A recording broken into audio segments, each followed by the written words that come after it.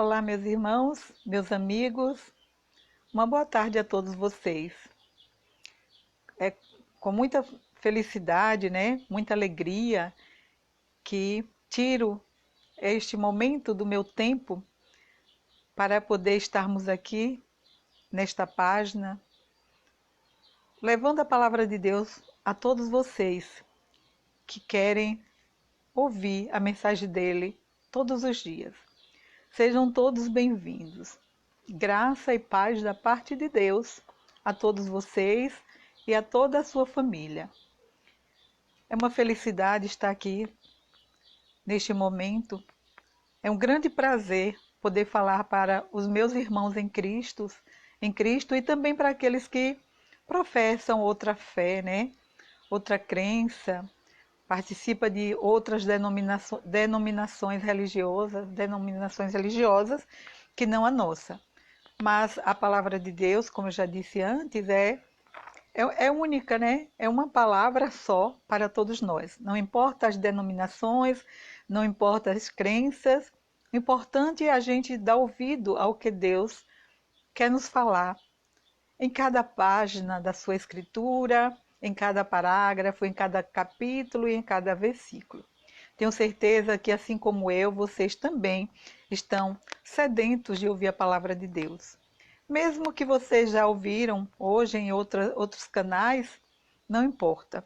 Tem pessoas que podem ouvir a mesma palavra várias vezes no dia, mas ela se sente feliz, porque cada vez que ela ouve a mesma palavra, ela percebe algo novo, algo mais esclarecedor sobre o mesmo assunto. Então, sejam todos bem-vindos. Estejam todos à vontade para participar comigo deste momento de liturgia, ou seja, a reflexão da palavra de Deus, né? Então vamos assim, nesse momento, começando, pedir a Deus, né? Fazer uma pequena prece ao nosso Deus. Ó Deus, nosso protetor, volvei para nós o vosso olhar e contemplai a face do vosso ungido, porque um dia em vosso templo vale mais que outros 1000. Meus irmãos e minhas irmãs, meus amigos todos, peçamos a Deus a graça de darmos um testemunho sempre mais coerente de Jesus e assim atrairmos para Deus muitos corações sedentos dele. Eu convido a você nesse instante colocar diante do nosso Deus aquela intenção que você tem aí no fundinho do teu coração. Eu sei que você tem um pedido especial para fazer ao nosso Deus. Eu sei que você hoje já falou com ele várias vezes, mas a gente não deve se cansar, né? Porque ele disse que quem bate, a porta lhe será aberta. E quem pede, alcança, né? Então é um momento que eu quero aqui junto com vocês colocar diante do nosso Deus aquele desejo, aquela intenção que está bem no fundo do nosso coração.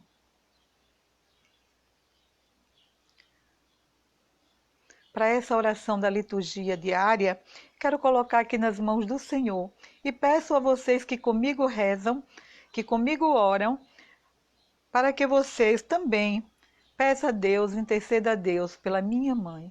A minha mãe ela está sofrendo muito. Passei a manhã inteira, até quase 2 da tarde, com ela no leito do hospital. Já tem alguns dias internada, mas já vem há muito tempo sofrendo. São dores terríveis.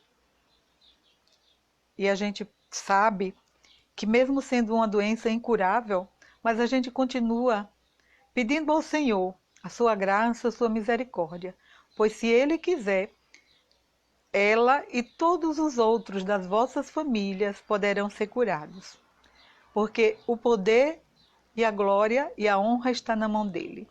Por isso eu quero que vocês ajude-me a interceder a Deus pelos vossos pedidos e também por esse meu pedido em especial. Colocando aqui já de antemão todas as pessoas que estão nesse momento hospitalizadas, não só a minha mãe, mas todas as pessoas que estão nos leitos dos hospitais, passando por dificuldade, passando por dores, passando por sofrimento, para que o Senhor, na sua infinita misericórdia, possa alcançá-los e derramar a graça da sua bênção. Ó Deus, preparastes para quem vos ama bens que nossos olhos não podem ver. Acendei em nosso coração a chama da caridade, para que, amando-vos em tudo e acima de tudo, corramos ao encontro das vossas promessas que superam todo desejo. Por Cristo nosso Senhor. Amém. Vamos meditar a leitura da profecia de Ezequiel. Profecia de Ezequiel, capítulo 28, versículo de 1 a 10. Profecia de Ezequiel, capítulo 28, versículo de 1 a 10. A palavra do Senhor foi-me dirigida nestes termos: Filho do homem, dize ao príncipe da cidade de Tiro: assim fala o Senhor Deus. Porque o teu coração se tornou orgulhoso, tu disseste: eu sou um Deus e ocupo o trono divino no coração dos mares. Tu, porém, és um homem e não um Deus, mas pensaste ter a mente igual à de um Deus. Sim, tu és mais sábio do que Daniel. Segredo algum te é obscuro. Com talento e habilidade adquiriste uma fortuna, acumulaste ouro e prata em teus tesouros. Com grande tino comercial aumentaste tua fortuna, e com ela teu coração se tornou soberbo. Por isso, assim diz o Senhor Deus: por teres igualado tua mente à de um Deus, vou trazer contra ti os povos mais violentos dos estrangeiros. Eles puxarão suas espadas contra a tua bela sabedoria e profanarão o teu esplendor. Eles te farão baixar a cova e morrerá de morte violenta no coração dos mares. Porventura ousarás dizer: sou um Deus? Na presença dos teus algozes, tu que és um homem e não Deus, nas mãos dos que te apunhalam, morrerás da morte dos incircuncisos, pela mão de estrangeiros, pois fui eu que falei. Oráculo do Senhor Deus, palavra do Senhor. Demos graças a Deus. E para refletir melhor sobre esta palavra, vamos ouvir o Salmo que vai nos dizer. O Salmo tirado do livro do Deuteronômio e não do livro dos Salmos. Deuteronômio, capítulo 32, os versos 26 e 27, 28, 30 a 35 e o 36. A resposta está no versículo 39. Sou eu que tiro a vida, sou eu quem faz viver. Sou eu que tiro a vida, sou eu quem faz viver. Pensei, vou apanhá-los pela terra, farei cessar sua memória inteiramente. Mas receava a reação dos inimigos, a má interpretação dos adversários. Sou eu que tiro a vida, sou eu quem faz viver. Eles diriam: nossa mão prevaleceu. Não foi o Senhor Deus que isto fez. Porque meu povo é gente sem juízo, é gente que não tem discernimento. Sou eu que tiro a vida, sou eu quem faz viver. Como pode um homem só perseguir 1000? Como dois podem fazer fugir 10.000? Não é porque sua rocha os vendeu? Não é porque o Senhor os entregou? Sou eu que tiro a vida, sou eu quem faz viver. Já vem o dia em que serão arruinados, e o seu destino se apressa em chegar, porque o Senhor fará justiça ao seu povo e salvará todos aqueles que o servem. Sou eu que tiro a vida, sou eu quem faz viver. O Evangelho tirado do livro do evangelista Mateus. O capítulo é o 19, o versículo de 23 a 30.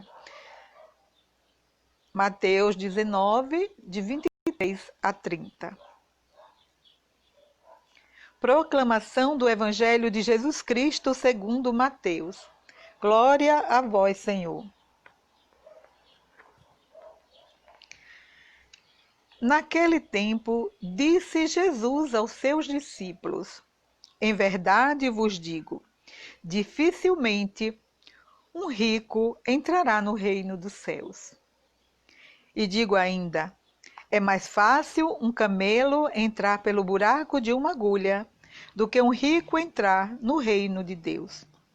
Ouvindo isso, os discípulos ficaram muito espantados e perguntaram: Então, quem pode ser salvo? Jesus olhou para eles e disse: Para os homens isto é impossível, mas para Deus tudo é possível. Pedro tomou a palavra e disse: Vê, nós deixamos tudo e te seguimos. O que haveremos de receber?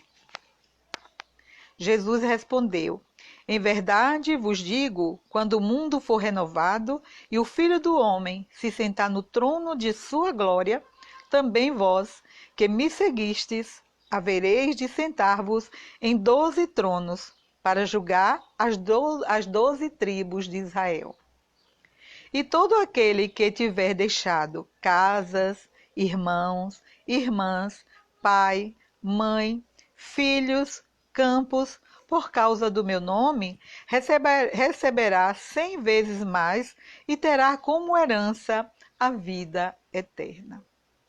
Muitos que agora são os primeiros serão os últimos, e muitos que agora são os últimos serão os primeiros.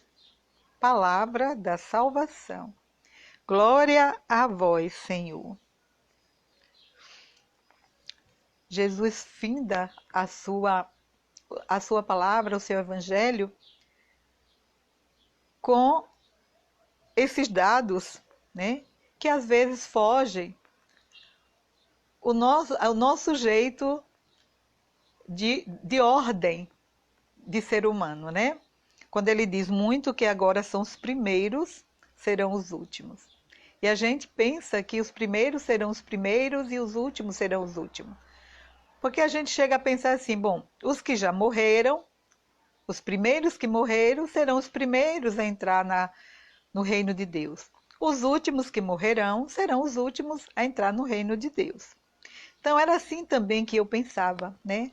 Até um certo tempo eu pensava assim, quem morreu primeiro vai entrar primeiro no reino dos céus, quem morreu por último vai entrar por último no reino dos céus. Mas ele aqui nos diz que não. Ele diz que muitos que agora são os primeiros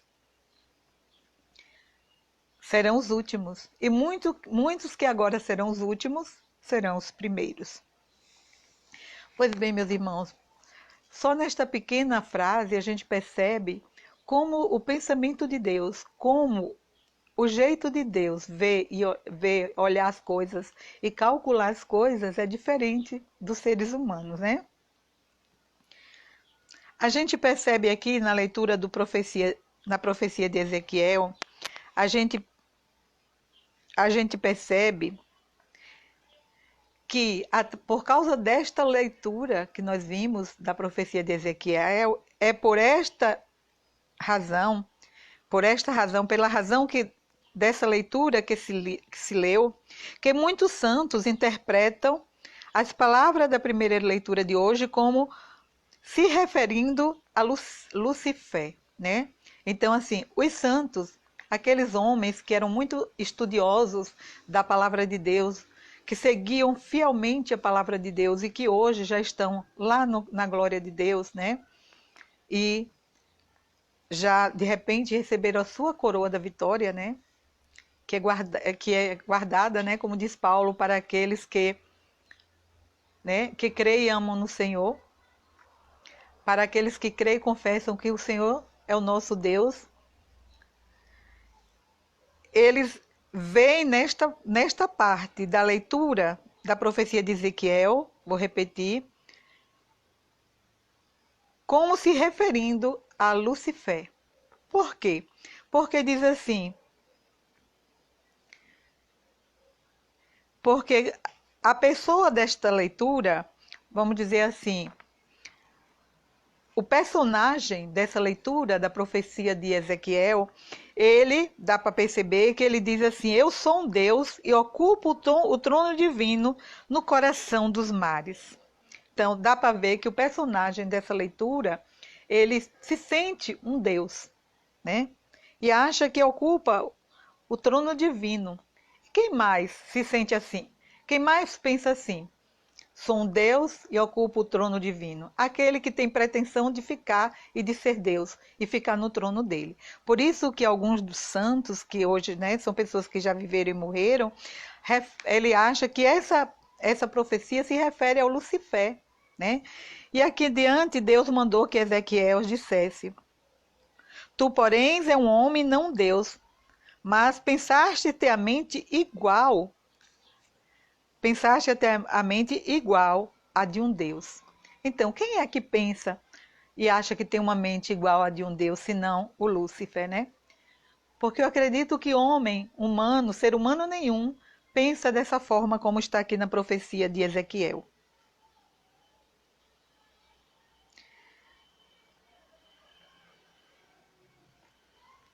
E Deus fala, né, através de Ezequiel: sim, tu és mais sábio do que Daniel. Então, a gente percebe aqui que Lúcifer, ou o maligno, ou Satanás, o nome que a gente, seja lá qual for o nome que a gente dê, né, maligno, né, inimigo de Deus, Deus reconhece que ele é mais sábio do que um dos profetas. E olha como sábio, ele é muito esperto, né? Muito esperto. É de uma esperteza tamanha, capaz de enganar a maioria dos homens, a maioria dos seres humanos. E Deus ainda mandou Ezequiel falar: segredo algum te é obscuro. Com talento e habilidade adquiriste uma fortuna, acumulaste ouro e prata em teus tesouros. Então, veja bem, meus irmãos, segredo algum. A gente já viu outras pessoas assim mais idosas, dizer: olha, o maligno ou Lúcifer, não sei, seja lá como você queira chamar, ou eu queira chamar. Eu ouvi muito dos meus avós, meus antepassados, dizer assim: olha, quando você não quiser que as coisas aconteçam de má ou mesmo de boa, não fale. Não fale em alta voz. Por quê? Porque, segundo a sabedoria popular daquele povo que viveu, né, no tempo dos meus avós, meus bisavós, e até mesmo em um curso que eu fiz de teologia, eles nos falaram que Lúcifer, ou Satanás, ou o maligno, ele ouve, é como diz aqui: segredo algum te é obscuro. Então, aquele segredo que você fala a outro, comenta com outro, em voz alta, em voz baixa, o próprio Deus está dizendo aqui que ele conhece esses segredos. O único lugar que ele não tem poder nenhum de invadir é aquilo que está em nossa mente. Eu ouvi da boca de um sacerdote que estava nos dando curso que a única coisa no ser humano que ele não penetra é a mente, porque a nossa mente só Deus tem acesso. Então, assim, só Deus, vamos dizer na linguagem de hoje, né? Na linguagem dos meios de comunicação, né? Só Deus tem a senha. E ele não vai passar para o maligno, né? Mas, como ele disse aqui, segredo algum te é obscuro, vamos imaginar que sejam esses segredos que a gente conta para um, conta para outro, né? Vai fazer uma coisa, tá alegre com uma coisa, ele acaba, né, ouvindo, é claro. E ele pode até agir para que seja o contrário, porque ele está a fim de perturbar mesmo, né? De agir, principalmente se ele percebe que a pessoa tem desejo de santidade, tem vontade de fazer o que é bom, né? Ele está ali para atrapalhar às vezes, né? Porque nada do que é bom agrada a ele. Então, meus irmãos, então o que é que a gente pode ver nessa leitura? Um pouquinho o Senhor nos dizendo, né? Inclusive dizendo que com grande tino comercial aumentaste tua fortuna, e com ela teu coração se tornou soberbo. Tem coração mais soberbo do que aquele que foi expulso de lá do céu, aqui para a terra, pela soberba? Não tem, né? E aí o Senhor deixou aqui um grande destino para esse personagem, né? Ao qual Ezequiel estava falando. Por teres igualado tua mente a um Deus, vou trazer contra ti os povos mais violentos dos estrangeiros. Quer dizer, os povos vão guerrear contra este personagem da história, né? Da profecia de Ezequiel. Eles te farão baixar a cova e morrerá de morte violenta no coração dos mares. Porventura ousará dizer, sou um Deus? Será que na presença dos seus algozes ele vai ter coragem de dizer que é um Deus? E ele disse assim, morrerá de morte dos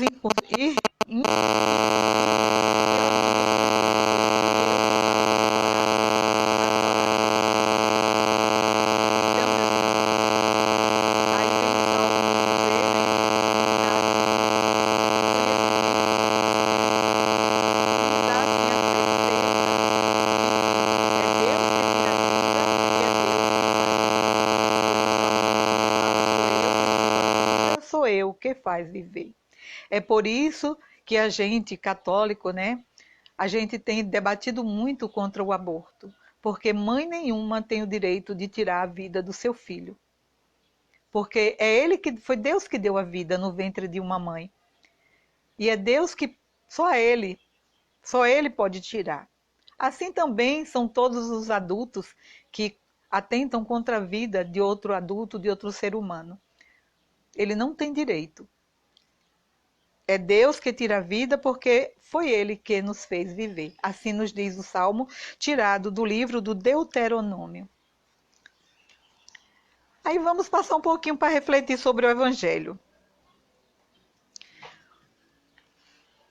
O Evangelho nos fala, né, que o Senhor disse que seria mais fácil, ou seria difícil um rico entrar no reino dos céus.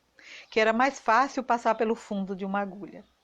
E a gente pensa que a agulha é aquela agulhazinha que a gente usa, né, para costurar.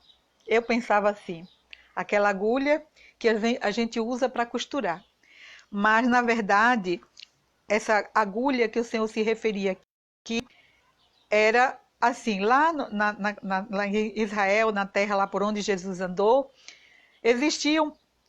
eram muralhas, né? Muralhas, e ali naquelas muralhas, contra muitas guerras, contra muitas invasões, né?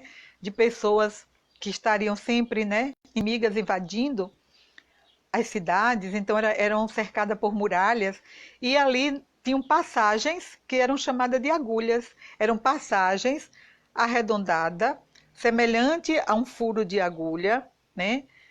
Que ali passava-se pessoas que vinham a pé, mas cavaleiros, guerrilheiros, pessoas que vinham ali armados, né, a cavalo para invadir a cidade, não conseguiam passar.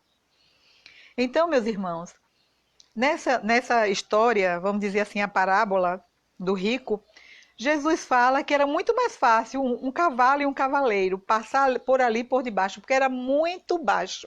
As pessoas, para passar a pé, tinham que mergulhar, tinham que se agachar para passar por ali. Então, assim, veja, se uma pessoa a pé é difícil passar ali naquelas agulhas, né, naquele buraco, Imagine um cavaleiro, né? Uma pessoa que vinha disposto a invadir a cidade. Muito difícil passar com cavalo e tudo, né?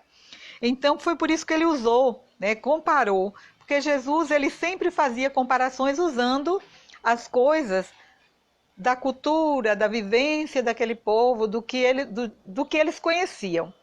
Eles não iam falar, vamos dizer, de internet, porque naquela época ninguém sabia o que era isso. Então ele tinha que falar a linguagem da sua época. Hoje nós falamos a linguagem dos meios de comunicação. Mas Jesus falava a linguagem daquele tempo que o povo entendia. Então ele disse que seria muito mais fácil, né? O camelo, que era um dos mais altos animais, e passar por debaixo, por esse lugar, por esse buraco, por essa portinhola, do que um rico se salvar. E aqui a gente às vezes chega a ver pessoas até que ficam tristes, né? Pessoas que têm bens e que têm até um segmento de Jesus Cristo, são muito, né, pessoas de muita condição financeira e também são seguidores de Jesus Cristo, são pessoas que trilham o caminho de santidade. E às vezes até a gente que tem alguma, né, alguma condição fica triste. Será que Jesus está falando de mim? Mas meu coração é esse, meu coração é aquele, eu faço isso, eu dou esmola, eu faço caridade. Jesus não está falando exatamente desse povo de hoje, que tem seus bens, que lutou muito, que suou muito, que conquistou com o suor do seu rosto. Ele estava falando ali exatamente para aqueles ricos, né?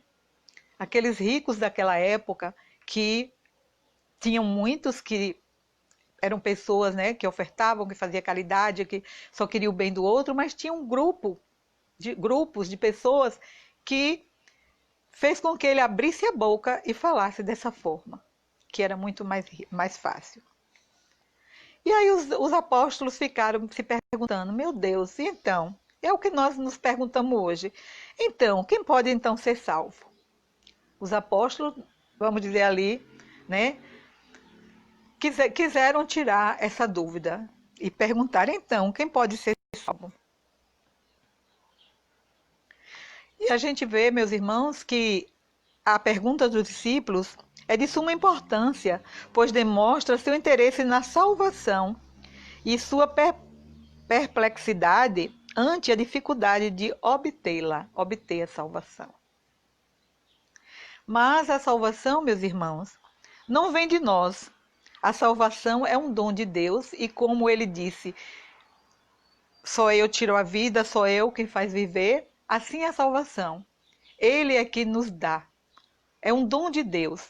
Não depende das nossas obras. Eu posso ser muito caridosa, eu posso ser uma pessoa orante, eu posso fazer tudo como manda o figurino, né, da palavra de Deus, no modo popular de dizer. Posso fazer tudo como manda o figurino, mas isso não basta. Isso, sim, soma. Isto soma ao dom de Deus, né? Mas a salvação é dom de Deus. Claro que com a soma das nossas procedências, né? As nossas procedências colaboram. Mas assim como a vida e o dom da salvação está nas mãos dele. E ele dá a quem ele quiser. Ele dá a ricos e pobres, né? Aqui fala de rico, mas muitos pobres poderão não ver a salvação nem de perto, nem de longe, quanto mais de perto, né? Porque vai do proceder das minhas obras e também da vontade de Deus, do dom de Deus. E aqui no textozinho diz, não vem pelas obras para que ninguém se glorie. Ah, eu sou salvo. Ah, eu vou ser salvo, porque eu faço tudo direitinho. Então não vem pelas obras para que ninguém se glorie. O próprio Jesus já disse, aquele que pensa que está salvo, fique vigilante. Em outra parte do Evangelho, da Bíblia, fala, aqueles que pensam que já estão salvos, fique bastante atento e vigilante.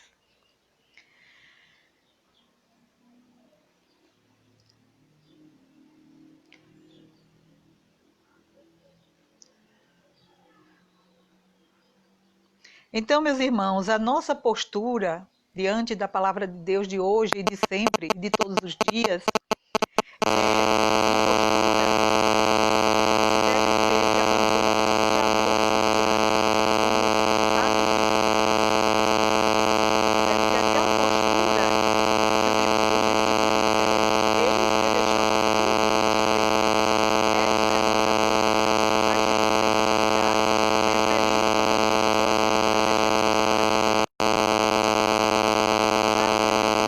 precisar falar isso, né? Mas, Senhor, eu deixei tudo para te seguir. Os apóstolos questionaram ele naquele momento. O que vai acontecer conosco que deixamos tudo para te seguir, né? E ele disse: em verdade vos digo, quando o mundo for renovado. Eu queria falar aqui desse mundo renovado.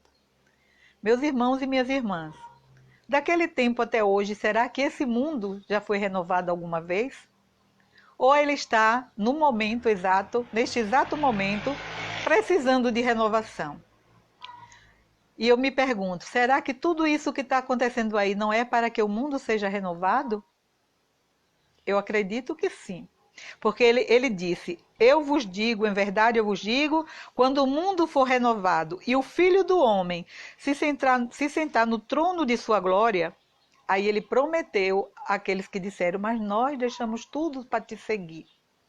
Ele vai dizer, também vós que me seguistes, havereis de sentar-vos em 12 tronos para julgar as 12 tribos de Israel. Então, a gente percebe aqui que ele já prometeu aos 12 que eles teriam 12 tronos, né? Não vai ser para mim, não vai ser para você. Ele prometeu aos 12, né? E eles ali naquele trono, junto com Deus, Jesus Cristo irão julgar as 12 tribos de Israel. Pois aqueles 12, eles estavam ali representando as 12 tribos de Israel. E eles sentariam no trono para julgar, né, as 12 tribos de Israel.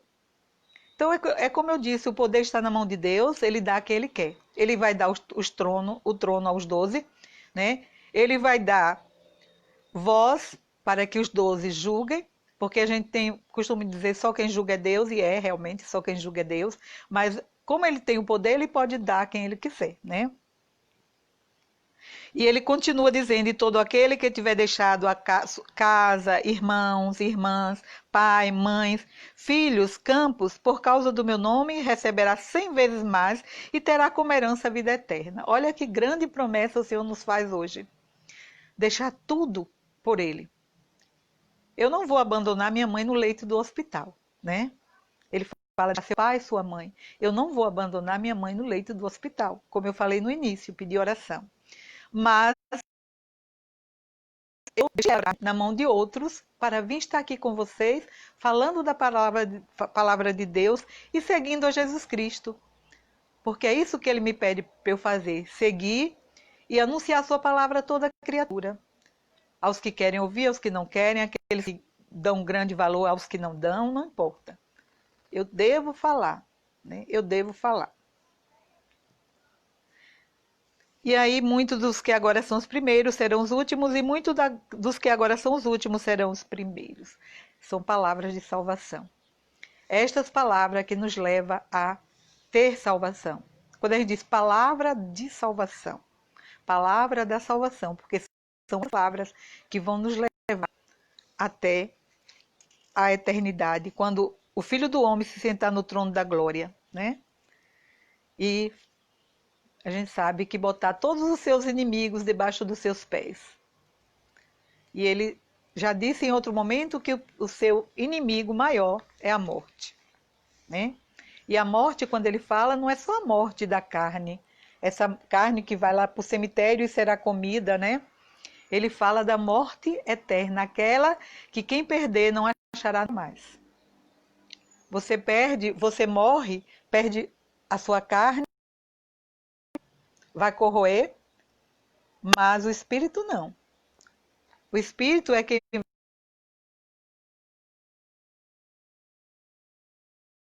vai. O espírito vai ou para a eternidade ou para a morte eterna. Então, meus irmãos, vamos cuidar do nosso espírito, do nosso coração, da nossa mente. Sabendo que o que está na nossa mente, só Deus tem a senha. Só Deus tem acesso. O maligno só vai ter acesso àquilo que você põe para fora. Aquilo que você fala, aquilo que você divulga. Porque só Deus pode acessar a nossa mente. Amém? Louvado seja nosso Senhor Jesus Cristo. Para sempre seja louvado. E também a sua mãe, nossa mãe, Maria Santíssima. Aquela que está sendo profeta dos últimos tempos. Aquela que está vindo em nome de Deus e em nome de Jesus para nos alertar. Amém. Vamos rezar ao nosso Deus, pedir ao nosso Deus que nos ajude, né? Com todas as nossas dificuldades, com todas as doenças que estão passando os nossos familiares, com todas as dores que eles estão passando, que só Jesus conhece. Eu sei da minha, você sabe da sua família. O que tem na sua família eu não tenho conhecimento, mas Deus sabe de tudo. Ele sabe de toda a situação. Então vamos colocar na mão do Senhor aquilo que eu não sei, aquilo que você também não sabe, mas que Deus conhece, para que o Senhor possa assim entrar com sua graça, com sua misericórdia e restaurar todas as coisas. Restaurar tanto a saúde corporal, como a saúde espiritual. Pai nosso que estais no céu, santificado seja o vosso nome. Venha a nós o vosso reino, seja feita a vossa vontade, assim na terra como no céu. O pão nosso de cada dia nos dai hoje, perdoai as nossas ofensas, assim como nós perdoamos a quem nos tem ofendido. E não nos deixeis cair em tentação, mas livrai-nos do mal. Amém. Ave Maria, cheia de graça, o Senhor é convosco. Bendita sois vós entre as mulheres, e bendito é o fruto do vosso ventre, Jesus. Santa Maria, Mãe de Deus, rogai por nós, pecadores, agora e na hora de nossa morte. Amém. Louvado seja nosso Senhor Jesus Cristo, para sempre seja Deus louvado e nossa Mãe Maria Santíssima.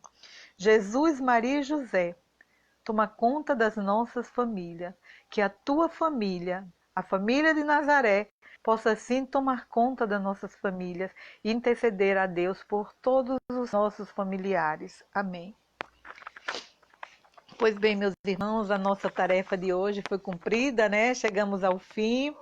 Falamos aquilo que foi escolhido para hoje. Amanhã teremos mais, com a graça de Deus. Amanhã uma nova mensagem. Amanhã um novo mandamento, uma nova ordem do nosso Deus. Por isso eu quero já agradecer a todos vocês, que o nosso Deus possa assim nos conceder a graça de termos uma noite feliz, uma noite tranquila, uma noite que a gente possa se descansar e recuperar todo o nosso cansaço do dia a dia. E que a paz seja derramada nas nossas vidas e na vida dos nossos familiares.